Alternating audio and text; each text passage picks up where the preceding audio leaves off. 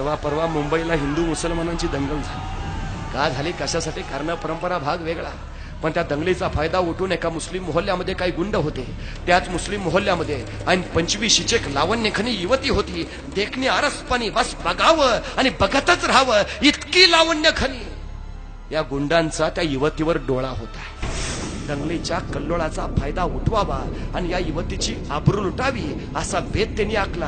आणि दंगल ऐन जोमात असतानाच रात्रीच्या 12-12:30 वाजता काळोख चिरत हे सगळे त्या युवतीच्या घराच्या दिशेनं सरकू लागले.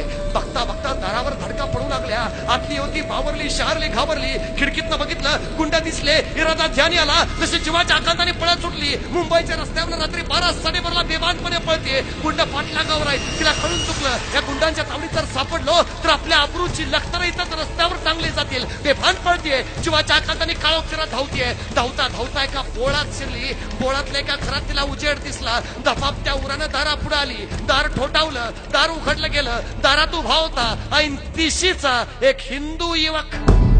दारात मुसलमान युवती पाहिली. त्याला आश्चर्य वाटलं. बाहेर दंगल चालली हिंदू मुसलमानाची. ही मुलगी मुसलमान, मग एका हिंदूच्या दारा पुढे कशी? त्याने विचारलं, काय हवंय?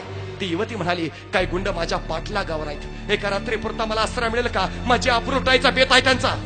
हा युवक म्हटला, निश्चिंत आत ये, घर तुझंच आहे. तिला आत घेतलं, स्वतःचं अंतरून पांघरून दिलं. सांगितलं, शांत झोप इथं तुला कुठली भीती नाही. मी स्वतः दाराशी राखण करत राहतो रात्रभर. ते गुंड परत येणार नाहीत, तुला त्रास देणार नाहीत, बिनगोर राहा. ती युवती झोपी गेली. हा दाराशी राखण करत बसला. ते गुंड परत येणार नाहीत, त्या युवतीला त्रास देणार नाहीत. पण राखण करता करता डोक्यात विचार आला, बाहेर दंगल चालली हिंदू मुसलमानाची. ही मुलगी मुसलमान, मी हिंदू. मग एका हिंदूच्या घरात तिने आसरा मागितलाच कसा? तिला भीती नाही का वाटली? आणि ते गुंड तिची आबरू लुटायच्या उद्देशाने तिच्या पाठलागावर आहेत. मीही घरात एकटाच आहे, मीही तरुण आहे. मनात आणलं तर आता या क्षणी इथंच या युवतीची आबरू मी लुटू शकतो. हिला माझ्या तावडीतनं वाचवणारही कुणी नाही. मग कुठल्या भरोशावर माझ्या घरात तिने चिंत थांबली आहे? रात्रभर विचार केला, उत्तर मिळालं नाही. सकाळ झाली, ती युवती जायला निघाली. जाताना तिनं आभार मानले, न राहून यानं विचारलं, बाहेर दंगल चालली हिंदू मुसलमानाची. तू मुसलमान, मी हिंदू, मग माझ्या घरात आसरा कसा मागितलास? ते गुंड तुझी आबरू लुटायच्या उद्देशाने तुझ्या पाठलागावर होते, पण मी घरात एकटाच आहे. मीही तरुण होतो. मनात आणलं असतं तर रातोरात मीही तुझी आबरू लुटू शकलो असतो. तुला माझ्या तावडीतनं वाचवणारही कुणी नव्हतं. मग कुठल्या भरोशावर माझ्या घरात थांबलीस? त्यावेळी युवती म्हणाली, त्या गुंडांच्या तावडीतनं सुटण्यासाठी बेबानपणे मी पळत होते. मुंबईच्या रस्त्यावरनं सैरा वैरा धावत होते. धावता धावता या पोळात शिरले. पोळातल्या तुझ्या घरात मला उजेड दिसला. दपाप त्या उराने मी दारा पुढे आले. पण दार ठोठवायच्या अगोदर तुझ्या घराच्या उघड्या खिडकीतून मी आत डोकावून बघितलं तर तुझ्या घराच्या भिंतीवर मला शिवाजी महाराजांचा फोटो दिसला. आणि मगच मी दार ठोठावलं.